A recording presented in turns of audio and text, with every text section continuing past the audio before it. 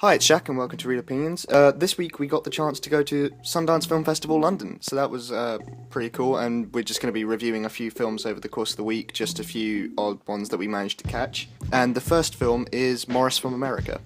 So Morris from America is the story about Morris, a kid from America that's come over to Germany with his father. The father, who's played by Craig Robinson, who you might know from, I'm trying to think, This Is the End, Hot Tub Time Machine, maybe. I recognise him from The Office, so that's what he is to me.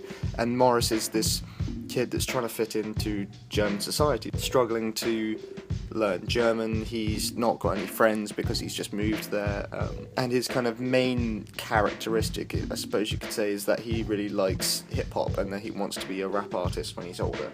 And then the film just kind of turns into this young romance when he spots a girl in his kind of youth club called Katrin. And this film very much plays into like the kind of classic coming of age Eastern European films. Like, they're not so much popular anymore as they are kind of heavily kind of parodied through indie music videos now. Someone that at the same time, you know that they're good-hearted, finds someone that looks good-hearted but is actually someone that seems good-hearted but is actually bad for them and is actually a corrupting force in their life, but they're so unique and out of this world that they want to spend time together and they form a friendship, but ultimately they're bad for each other and then they go their separate ways. That's the plot of it, and that's the plot of many coming-of-age stories and first love stories and all of that.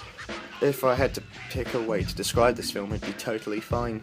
The best parts of this film are just when it's the father and son just talking, because it's the most believable bits of this film where it's just kind of a natural back and forth between them. And then when it gets into the more classically love story or anything away from that, it just becomes very, very generic and not dull, but it's just kind of like it really wants to be charming and it's just not. It's just fine throughout the whole way through. I wouldn't say there's anything particularly interesting with the direction. I wouldn't say there's been anything particularly interesting with the editing.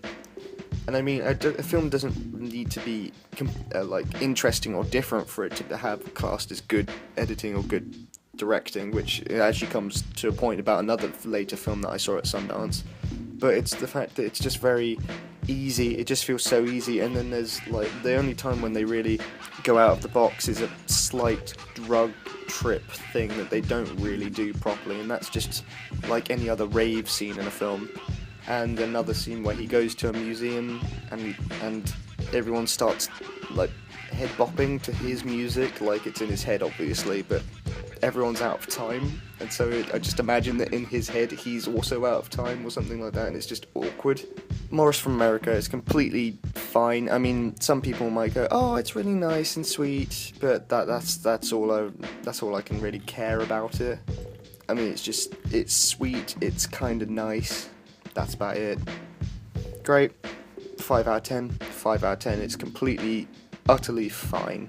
Morris from America, 5, completely average. If it's your kind of thing, like the sweet indie movie where it's just about a kid growing up and in the end slightly changing, great, watch it.